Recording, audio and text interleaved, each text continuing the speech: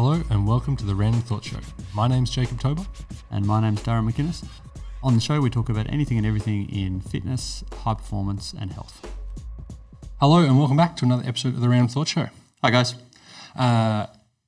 So I can't believe we haven't spoken about ice hockey yet, given you are the high performance manager for Melbourne Ice women's pro hockey team. Yeah, it's crazy, isn't it? Yeah. And have been for a while now. That's not a new thing. Yeah, second season. Mm-hmm. Yeah. So jumped on board a bandwagon of a very successful club. it helps to inherit some success. Well, I think the worst time you can come into a program is when they've just won a championship, because there's only one way to go from championship. Yeah, you either repeat and it's like, oh, good. So you should have. So you should have, exactly. Or you don't repeat. And it's all your fault and everyone's out, clean the house out. But happily, the girls got back-to-back. So now it's time to get that three-peat. Dynasty. Yeah. Officially. But it's been great fun. Great bunch of athletes, great bunch of girls. And, a bit of a different sport, a lot of different elements to it to what you're normally seeing in your typical team sports. So no running. It's been a really big change. An interesting challenge, yeah. Not many people would know much about ice hockey in Australia. It's not one of the big three or so sports. How's the league work? It's national, obviously. It's National League, but it's not a mainstream sport in the sense of a lot of sponsorship and funding.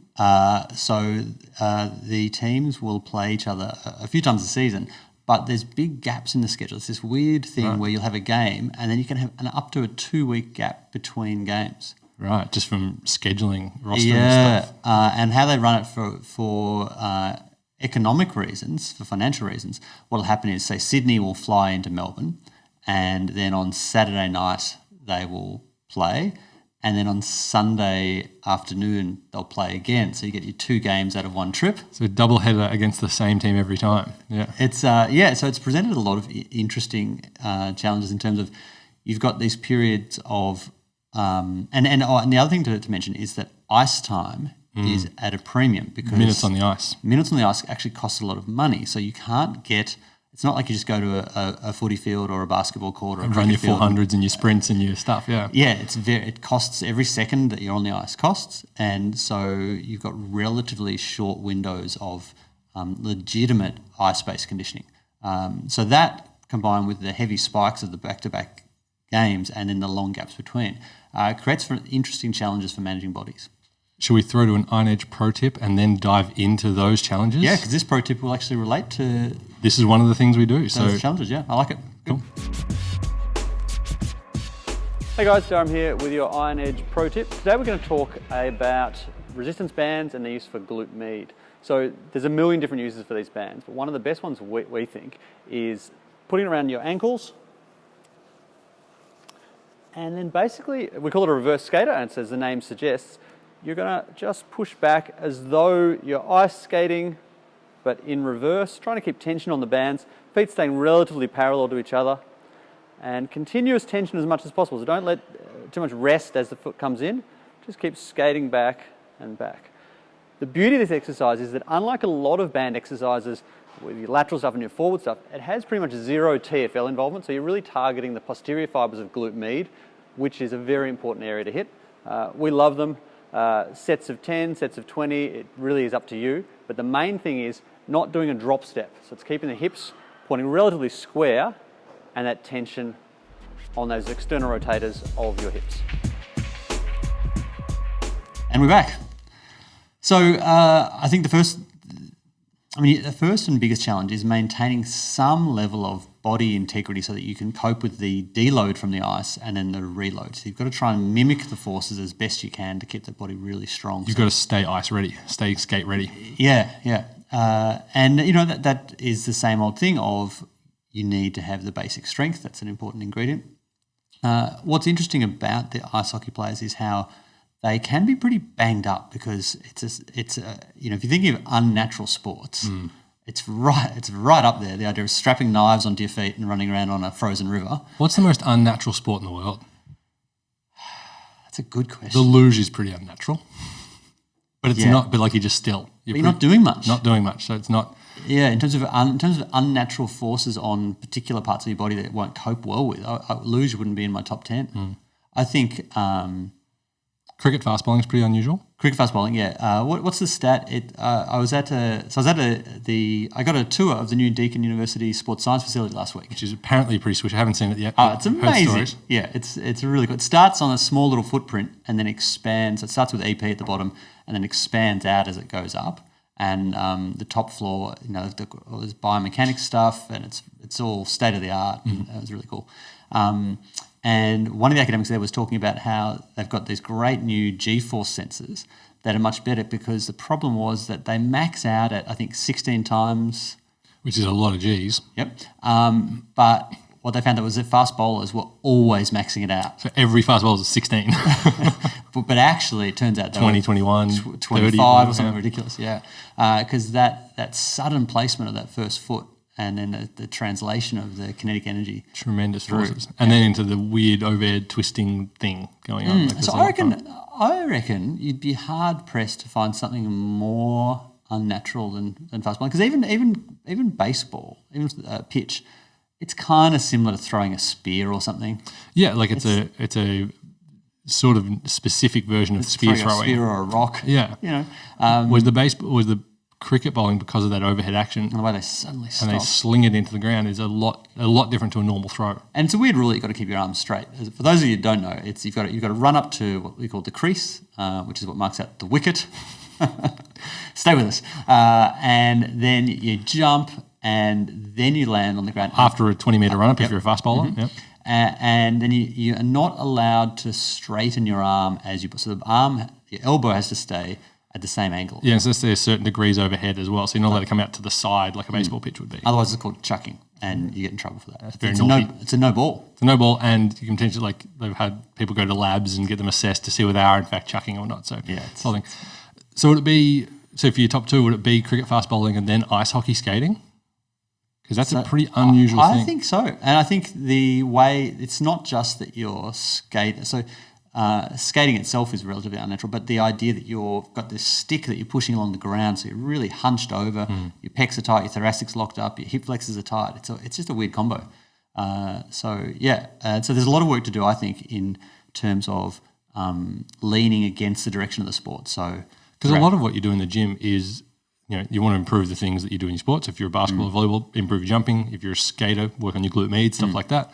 But you also want to do work to counterbalance that, to keep symmetry and postural alignment, so that you don't grind up the front of your shoulder. So you don't, have labral problems through your hips and things like that due to overloading a certain side of the joint. Yeah, you want to reverse those sort of asymmetrical overloads, and in particular, I think it's a front to back asymmetry in ice hockey.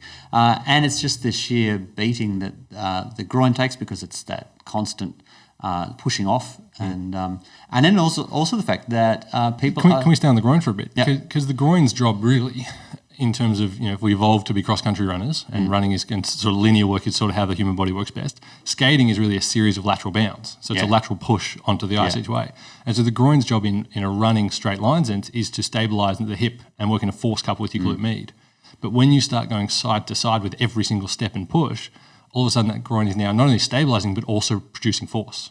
And maybe it's like you're cutting every time you take that step, and so it's when it's not producing force, what it's also doing is it's just being exposed to that eccentric. It's just being rapidly lengthened. Yeah. A lot of times per game, and with a tremendous amount of force. Like they put huge, because you've got those knives on your feet to get the traction. Yeah. You can get incredible amounts of friction, and therefore create incredible. So every step is like an accelerative, cutting direct step. Yeah, it's really interesting. It loads up the hips very differently to what sprinting would. And then what you have is people trying to hurt you. People try to slam you into walls. Yeah. Or fisticuffs, as they call it in the NHL. Yeah. So you were saying in the rule book, the official rule book. Did a quick skim of the rules to make sure I wasn't saying any terms wrong or anything like that. It's called a shift, and it's in thirds, and it's a 60-minute game and all that sort of stuff. What I read was that when players go and take the gloves off and get into it, it's called fisticuffs. It's actually called fisticuffs. Correct me if I'm wrong. That might have been an old website I was looking at, but I'm going to go with it. I'd like to think it is called fisticuffs. Yeah. It's pretty cute. Yeah, because the thing is, and so people, but outside of fisticuffs, like checking, like people are trying to check you all the time. And the thing is, the velocities, like people are moving at speed. So it's just very fast, very explosive. Yeah. So So what are some of those biomechanical problems? What are we looking to fix? all right, I think the first one is just robustness around the hips. So it's making sure that glute med is really, really strong, making sure that glute max is really strong, and also both isolated and functional strength through the adductors. So I think you want to be great with your single leg work. So in which the adductors are going to do a lot of work, Yeah, things like lunging and step-ups. And what we discovered with the girls is we had a pretty decent list of injury histories, because you've got some athletes that have been at it for a while, and you do tend to accumulate injuries as you go. In every sport, it's not just an ice hockey thing. But some of them seemed a little more extreme, I think, because of the nature of the sport and because of the nature of the. I think what really makes it difficult is you can never get into that sweet spot. There's a sweet spot in terms of loading volume, where you're getting enough volume in. You're in the high to moderate zone where you're getting enough volume in, where you're adapted to the load of the sport. In terms of training and playing stress, we're talking here. Yeah. But not so much load that you're overdoing it, and they don't get into that sweet spot. So they're more vulnerable because of that scheduling issue. So they've got a sport that has high demands on their musculature and joints, and then they're doing it in a way that doesn't allow them to get to a point where they can get happy with that. Yeah, it's almost like you're playing 16 two-game seasons. Yeah. In 6 months. 16 two-game tournaments, little more mini tournaments, yeah. Yeah. So I think the approach I've taken is I want everyone to have great unilateral strength. Let's work hard on the ability to have a good split squat or reverse lunge or walking lunge or hanging single leg squat. I think you've got to be really horses for courses. And so we've just chased, and I've given them the option of, okay, what works for you? Which specific exercise? Yeah. It's just, choose your variation. How much are you doing in the way of, because I've been working less with the ice hockey girls than you have, how much are you doing in the way of lateral lunging in terms of actually getting into the frontal plane? We didn't get into it much last season because I got the group a little late and I wasn't that confident of where we're at because it's first season and just getting to know the group. I want to get into that more. So phase 1 is just get basic unilateral work in.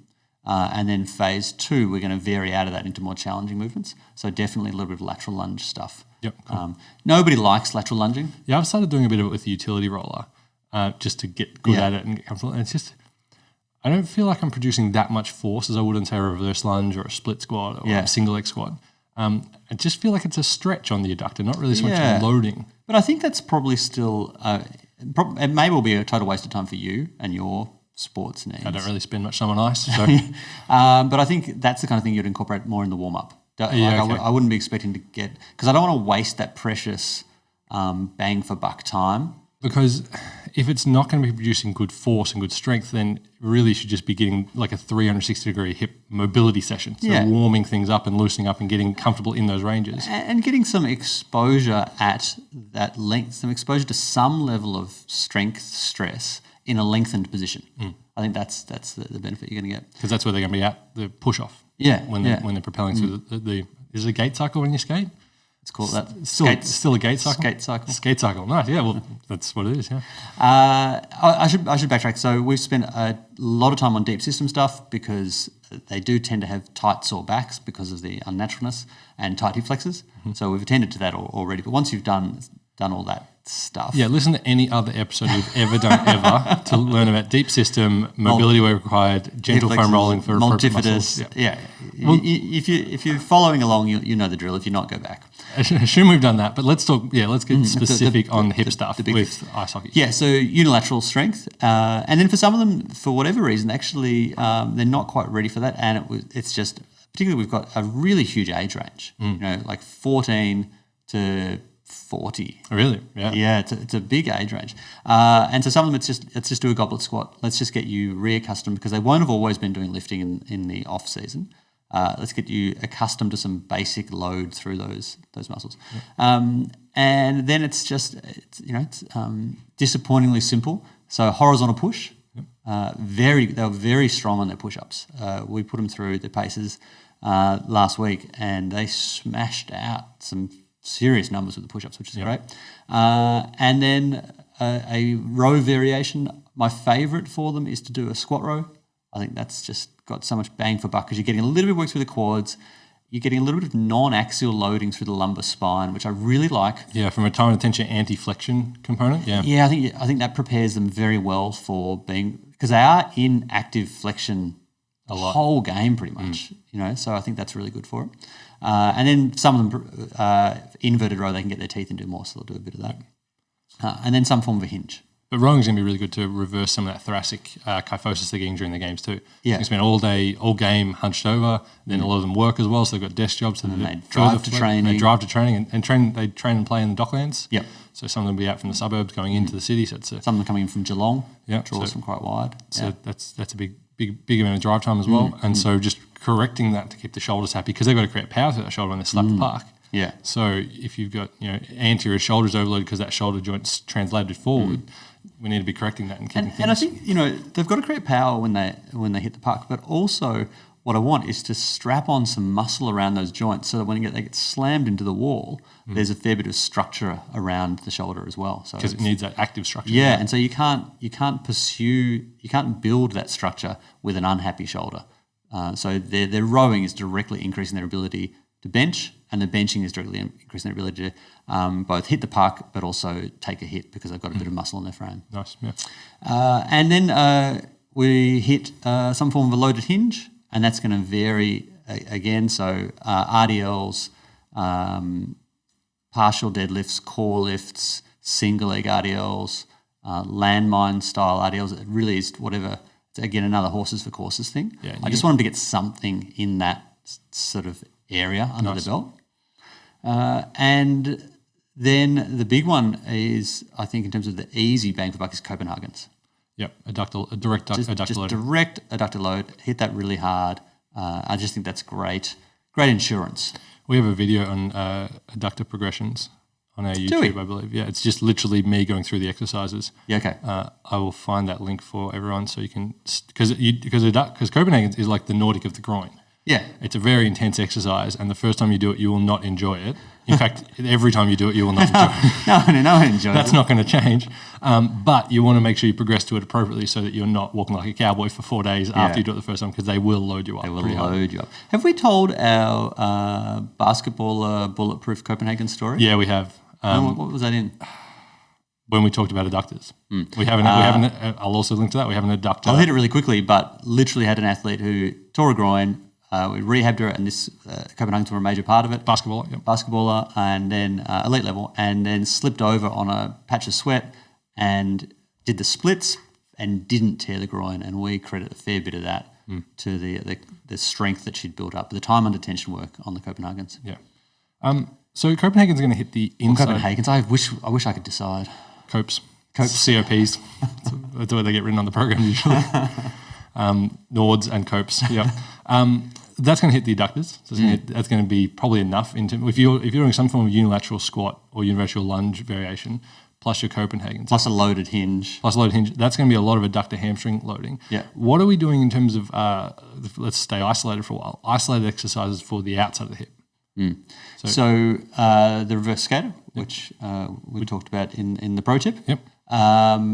And we've been doing a little bit of, last season we did with some of them that needed a bit of an extra top up, was just that isometric hold in external rotation. So the one leg. Standing glute med hold. Standing glute med hold. Which is for those thinking visually, it's like you've gone into a reverse skater step and you freeze at the end of the step. Yeah, exactly. Yeah. And you hold, so I've been having a little bit of hip pain recently myself, randomly, like old man stuff, lying in bed, go to roll over, and a searing, shooting pain through my hip, and it comes and goes, like it's been fine for a while, then it comes back, and whatever. That's weird. And so like outside the hip, like deep in there. And I went back from doing reverse skaters back into just doing the holds, pre-run and pre-lift, much better. Interesting. So you just got a bit weak through there. Maybe glute max was taking over. Maybe I was just rushing and bouncing my way through my reverse skaters, or not adding enough load to it, or just 10 reps up and back wasn't enough time. Yeah. Whereas the glute med hold was a nice variation for me. Side note, speaking of old man stuff,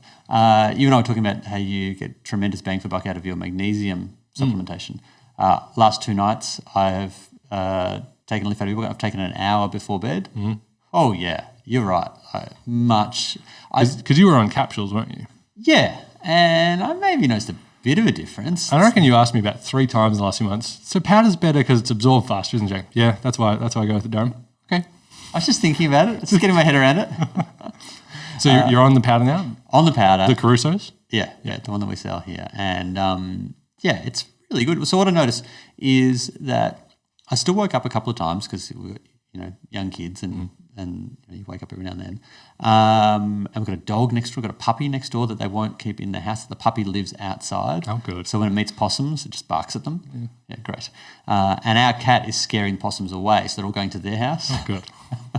But anyway, I woke up. Your cat has the best name though, by the way. What's your cat's name? Gimli Wookie McInnes. Yeah. Outstanding. Great name. What was I saying? Magnesium, sleeping. Yeah. Woke up this morning at 5:30, bright as like, I feel like I've had 10 hours. Yeah, so definitely something in it. The key to a good magnesium supplement is to wrap this sidebar up and make it relevant and helpful is powder is better than a capsule because the powder will be absorbed faster. If we're talking about immediate sleep benefit like that night. And then a high magnesium citrate content. I don't know the specifics, but what I believe is magnesium citrate is absorbed faster and better utilized by your body. So you want a higher citrate content. And the one we went with after many trial and errors from myself around all the different ones. And consultation with Dr. Dom as well. And talking to Dr. Dom is Caruso's. Yeah. It's got a bit of grittiness at the bottom of it when you stir it. Like you can't It's sort of chalky. Can't dissolve perfectly, but it has That's right. a non-offensive berry flavour, Yeah. and it gets the job done. So add that to a shake or just have it in water on its own, and away you go. So if you're recovering from a hard game of ice hockey and you need to get a good... particularly Saturday night. If you played a late Saturday night game and then you're all wired from the game because as you are, adrenalised and all pumped up and you can't sleep, a couple of scoops of that put you out like a light, and then that'll accelerate your recovery, get that magnesium in your muscles for the next day so you don't cramp, which is also part of the thing as well. And then the next day for your lunchtime game on a Sunday, you are good to go. Except, so nice wrap up, except one little caveat. Don't do what a professional basketballer of ours started doing, which was taking magnesium pre-game because it relaxed her. Super mellow. I can't believe I have to say that out loud, but don't do that. Yeah. We want to be explosive. Yeah, magnesium is a post-sport thing. If you need to calm down before sport, meditate. Yeah, I nearly had an aneurysm when I found it because we stopped that straight away. And it's like, 'cause that's a disaster. So in terms of bulletproofing the body, I think we've mostly covered it. And I should say full credit to one of my long-distance mentors, Mike Boyle. I've never met Mike. I look forward to meeting him one day, but he's been a huge influence.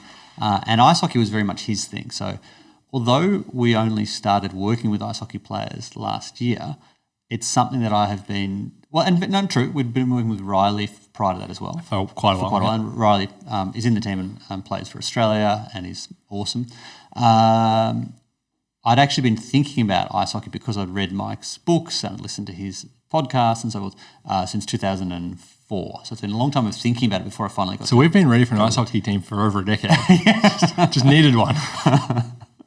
But I think that covers off the big rocks of the preparation.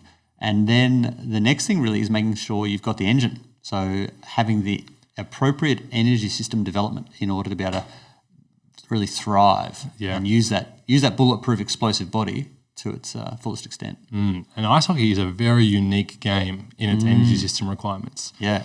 Because it's a power sport, so it's an explosive power sport. You have to sprint in a skate sense. You have to hit the puck hard. Sprinting a lot of stuff to their equipment's quite heavy. They're carrying a lot of padding and the skates and they get very hot hot and everything and the temperature.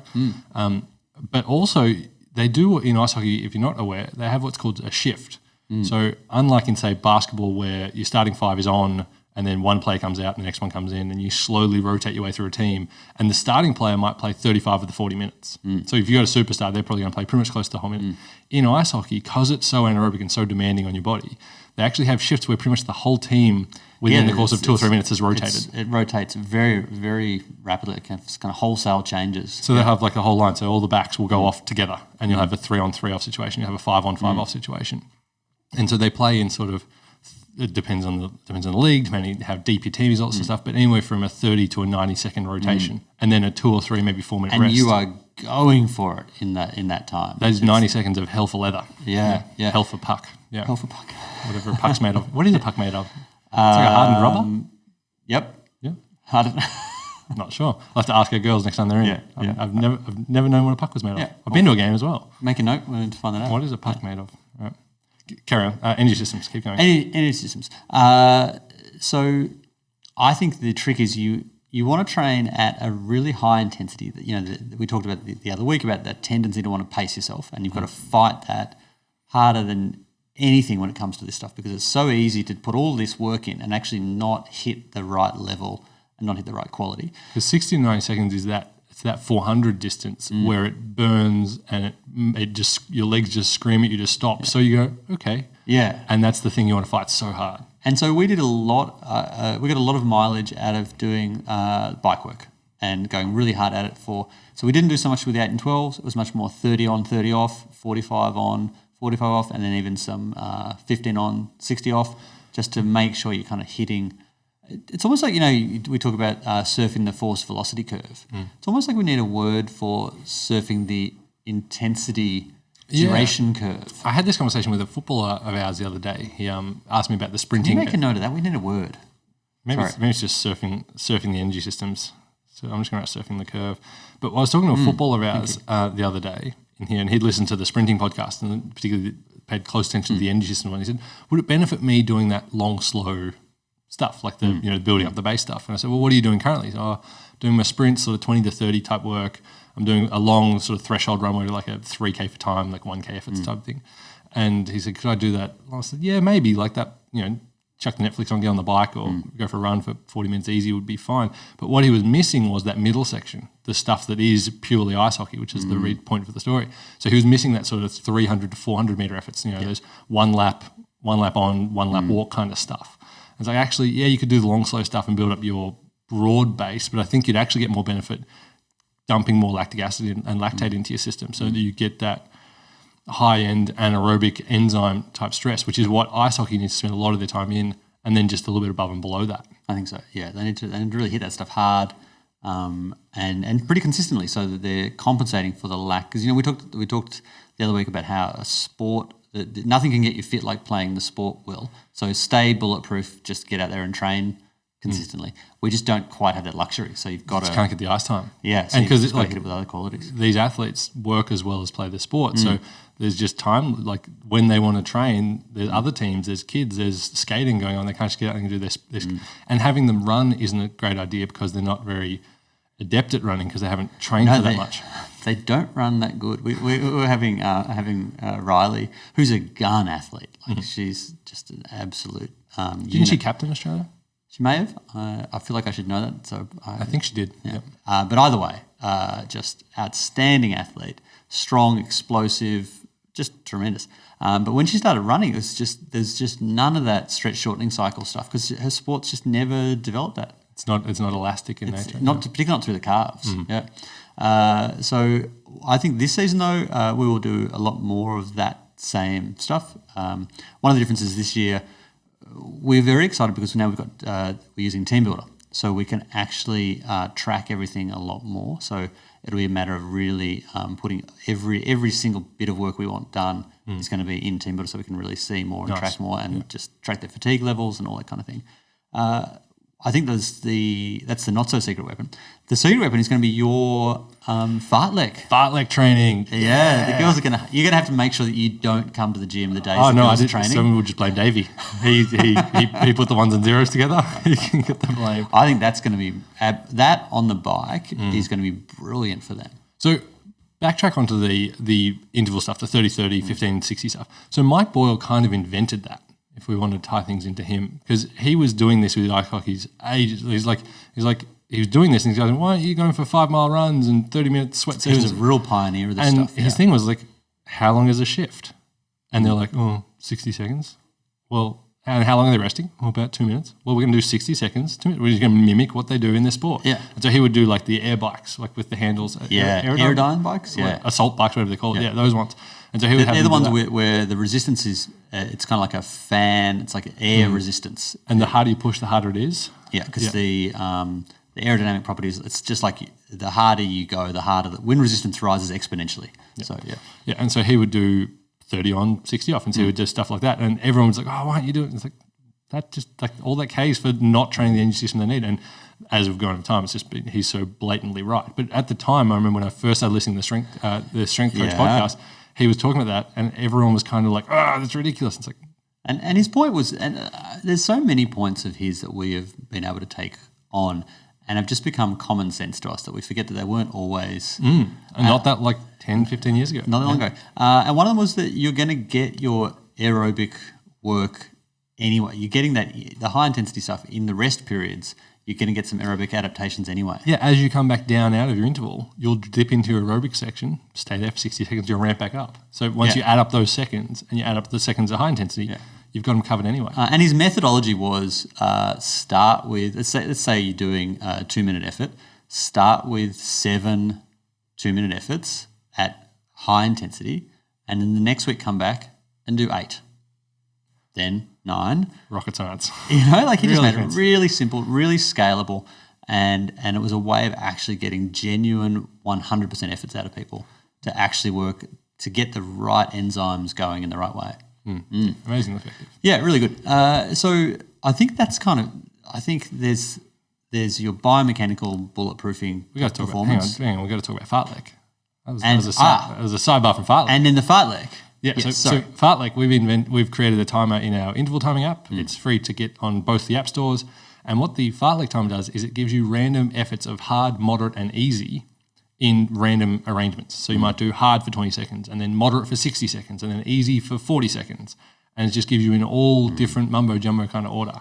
And it is living hell. You made a couple of constraints within the algorithm to make it not absurd. What were those constraints? Yeah, so I constrained it so it was physiologically possible because you can't do a 60-second hard set. Because if you'd just done a pure random one, it would be a disaster, correct? Would have been a disaster because your hard would no longer be able to maintain as hard because of pacing. Because if you did hard 3 times, because random could give you hard twice in a row. Yeah, but you can't sprint for 30 and then sprint again for another 30. Yeah. By definition, you therefore haven't sprinted on the first one. Yeah. So what it is if you're doing hard, the next one has to be moderate or easy. So it has to change no matter what. And the hard can only be between 5 and 30 seconds. Yeah. The moderate can only be between 20 and 60 seconds, kind of matching that ice hockey type shift. And then the easy can be between 10 and 40 seconds. Great.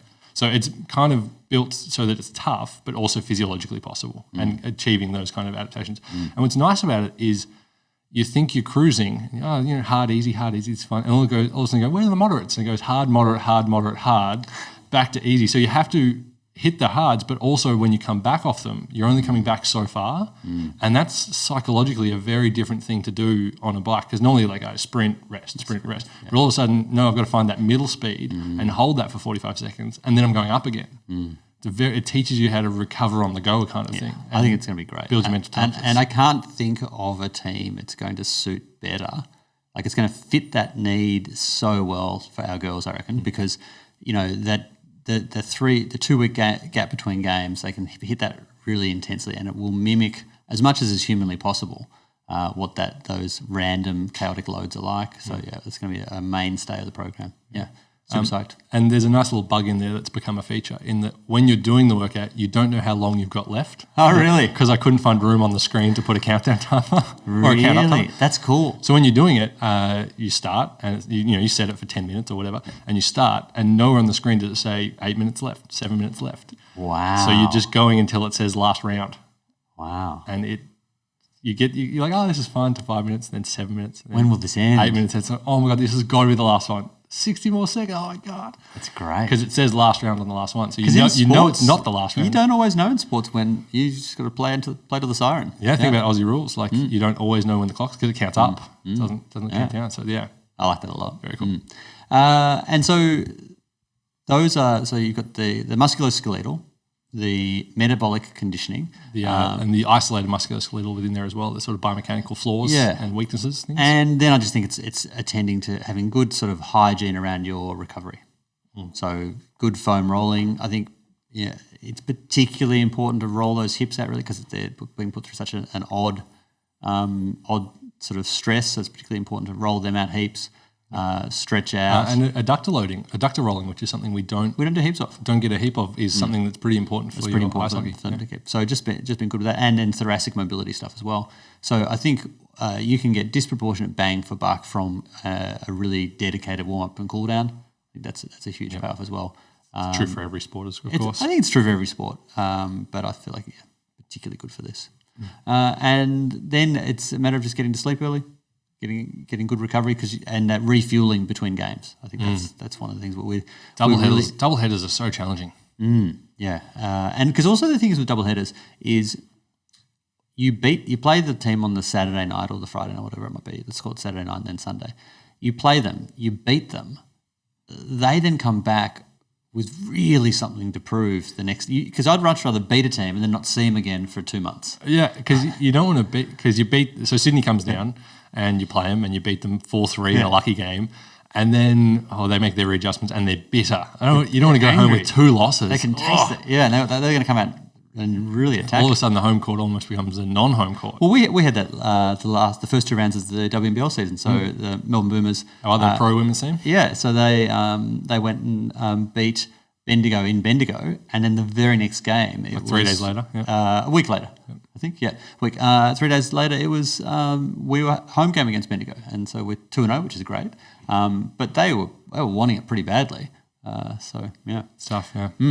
So, do we have any show notes? We'll have the adductors. So we've got the adductor progressions video, which I'll have to dig up. We've got the adductor podcast, which was what the adductor progression video was made for. That's like, if you're going to hit anything isolated for ice hockey, it's hips. It's hips, it's adductors, it's glute medis, things like clams, the standing glute med holds, the reverse skaters, all that stuff's really important. But don't forget as well that when you're training your big lifts, your single leg work, your lunging, you're going to be hitting these muscles well through good range as well. So don't think that like they're not being hit with your compound stuff. So still get strong on your big compound lift, exactly. We need to find out what a puck's made of. Yes. I feel bad that I don't know. Some form of hardened rubber or latex. It's definitely not ceramic, surely. No. We'll work that out. Yeah. And then it's on us now to find out a term for surfing the curve. Yeah. Because you surf the force velocity curve with your weight training, you do velocity work and strength work. Metaphor, and it's like, because it seems a crime to not surf all parts of the curve. Yeah, so rolling up the energy systems, ride the enzymes. We'll work it out. Not for now. No, that's not for now. Thanks everyone for listening. Cheers, guys. We'll see you later. And before you go, hear from our alumni about the online mentorship. I learnt the theory stuff at uni, but I didn't know how to apply it. And coming to Core Advantage was how I bridged that gap. So I knew the stuff, but I didn't know how to do the stuff. It was something that I needed to do personally for my own development, and it's allowed me to work in elite sport for now 5 years. So it was a massive help.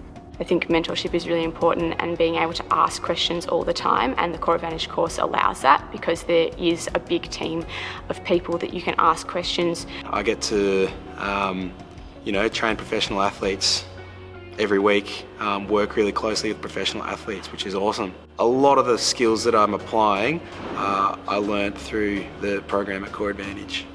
It's not just something that you read and then think about and then go, how does that tie into everything? It's something practical that you can turn around and go, this is exactly how I'm going to apply it. And the concepts that you learn help you as a coach, as a professional, as a person.